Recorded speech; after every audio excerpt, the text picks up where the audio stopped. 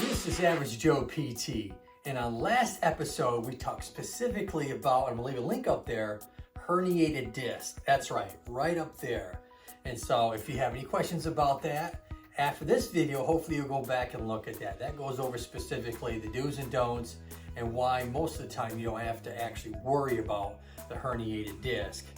And so on this episode, we're going to specifically talk about going back down the chain a bit, and we're going to talk specifically about the rotator cuff. And what about the rotator cuff? 99% of the time, when you're a weekend warrior, you're doing some activities around the house, something that's repetitive in nature, you end up irritating one muscle specific in the rotator cuff because there's 4 of them. The one main one is called the supraspinatus. Now, I talked about this in several different episodes. I'll leave some links up there, some of those are some old ones.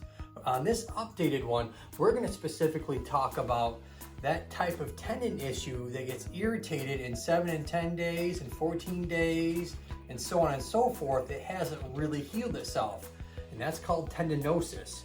So there's peritendinitis, tendinitis, and tendinosis. So specifically on this episode, we're going to be talking about that rotator cuff, the supraspinatus, that causes really most of people's problems, and it's a tendinosis, not a rotator cuff tear. So let's go ahead and get started. So when we're talking specifically about that rotator cuff tendon, I'm going to go ahead and zoom right in there. It sits right in the back side. So this is your shoulder blade, this is your collarbone, or what we call clavicle, and this is your arm bone, your humerus.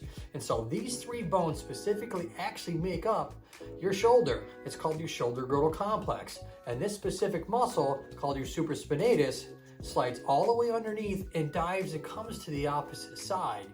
And it can kind of give you pain along the side, and it can actually travel all the way down your arm and into your elbow. Now, we talked about this episode a long time ago, how you tell the difference between neck pain and shoulder pain. Now, if you're having numbness and tingling in the hands and stuff, then I want you to go back and look at the cervical spine piece. But for this one specifically, we're going to be talking about that tendinosis, that irritation that doesn't really go away. Now, first issue is, hey, I went through all those phases and it's never healed. The peritendinitis, tendinitis, and tendinosis. And so that tendinosis is that chronic inflammatory phase where that tendon never heals itself, because the inflammatory phase is a normal healing phase of our body that we go through process-wise. And when it doesn't completely heal that tendon or what other tissue that is trying to heal, it just kind of becomes chronic. And that's where the danger comes. If you let this thing just carry on over and over for months, you can cause a tear in the tendon because it becomes weak and then it becomes kind of brittle, and then all of a sudden you get tears out of it. So we don't want that to happen. So we're going to go ahead and back that all the way up. And so specifically when we're talking about that tendon and you're getting that referral pain, what we want to do treatment-wise initially is actually get that inflammatory process started again. And we want to get in there some deep tissue massage really underneath, right where it comes out at. And so where it comes out at is on the back side of this bone, and you got to dig right down in there where that tendon sits, because it's sitting up underneath the upper trapezius muscle. So that upper trapezius muscle is over the top of this tendon, and that's one of the reasons why you have to dig in so deep. That's because you have to get through the upper trapezius muscle to actually get through that tendon to start to work on it. And you want to really get in there. It's going to be sore, it's going to be achy. You want to do that for probably 2 or 3 minutes. It's called cross friction massage if you want to get technical about it. And then you want to leave it alone. You might want to ice it afterwards for a good 10-15 minutes to make sure those symptoms don't get worse down your arm.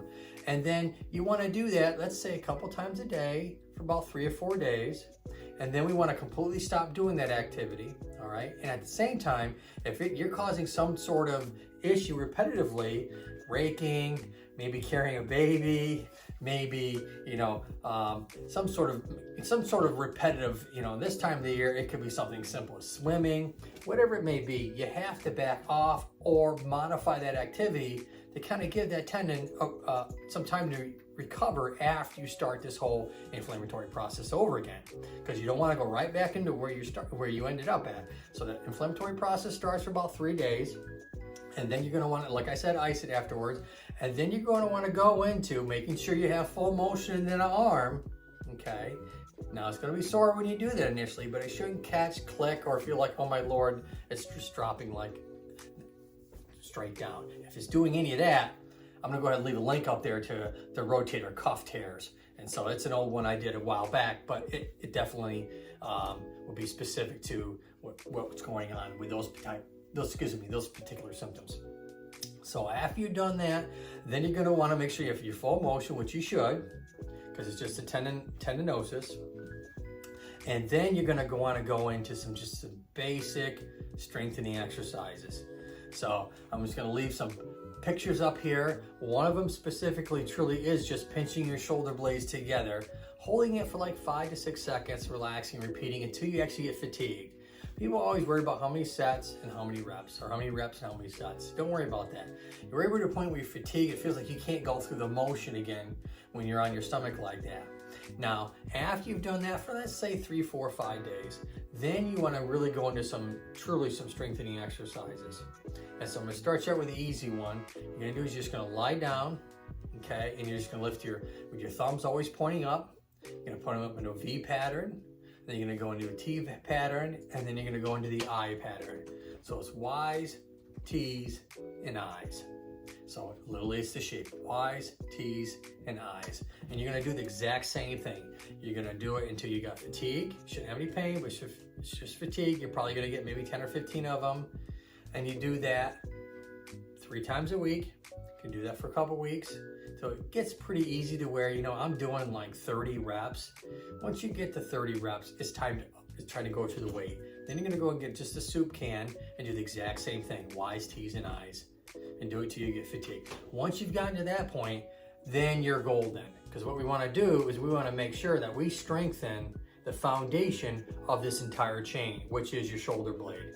Now, all those muscles that fit inside that shoulder blade, all right, as well as the ones that attach to the spine, that come off the spine to the shoulder blade, they're all being strengthened, by those 3 directions, those 3 strengthening exercises that I just showed you. And once you have that stability in that scapular area, you're definitely going to be able to be on the shoulder a lot more than you ever did prior to. Because that's what happened initially, is you had so much weakness in your shoulder blade, in your scapular area here, that the rest of the chain, the ball and socket, the elbow, wrist, and hand started to falter or fail because your foundation was too weak. And so next thing you know, you're trying to compensate with your bicep, you're trying to compensate with your triceps, then you're trying to compensate with your wrist, forearms, your flexors and extensors, or whatever what we call them in the business. So that's what happens. The next thing you know, you start having elbow problems, you start getting refer pain. So once we get to the point where you got a nice solid foundation, stability-wise for your scapula, then you're really not going to have any problems. So those are the 3 main exercises. That's what you do with the treatment for a rotator cuff problem when it comes to just a tendinosis. Now, if you're having, you've let this go for months and you're having constant elbow pain, you're going to want to back way off on the strengthening. You're not going to want to do the strengthening because it's probably going to take you twice as long to recover to the point where you can actually just do the basic shoulder blade or scapular strengthening exercise where you're just lying on your stomach and pinching your shoulder blades together.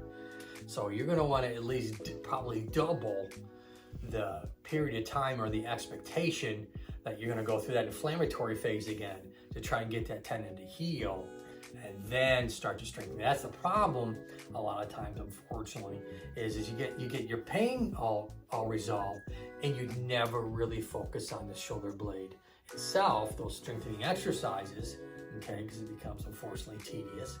Give yourself about 6 weeks total if you're looking at from start to finish. If you haven't let this thing go on for months and months and months, it should take between 4 and 6 weeks to really get you to the end point where you're actually at the soup cans and you're doing your strengthening there. Once you've gotten to there, and you're no bodybuilder, and we're not looking at trying to get some sort of bulky muscles. This is really just to resolve your tendon issue, get you back to your functional activities, as well as do some of those activities that might have aggravated that won't now, because you have that foundation of the scapular strengthening exercises to kind of be your foundation, so you can continue to do activities, maybe even excessive activities, one after the other, those repetitive based activities that initially might have made your shoulder sore, won't make it sore anymore because, like I said, you have that foundation. So if you have any questions, you can go ahead and DM me down below. Give me a thumbs up and a like. I'm doing these all the time, hopefully to help people. That's my whole idea and expectations of this, is really to help people out there, educate people, get them hopefully educated enough that it reduces their anxiety, that they're, oh my Lord, because the first thing you're thinking about with the shoulder is they're either thinking about, I've torn my rotator cuff, because that's what you hear all the time on the internet. And a lot of times on the internet, they're not showing you a nice progression of what you should do for a rotator cuff problem. So go ahead and leave me a DM down below if you have any questions or thoughts or anything along those lines. And until next time, Scully, I always like to say, look up and keep smiling. See you next time, folks.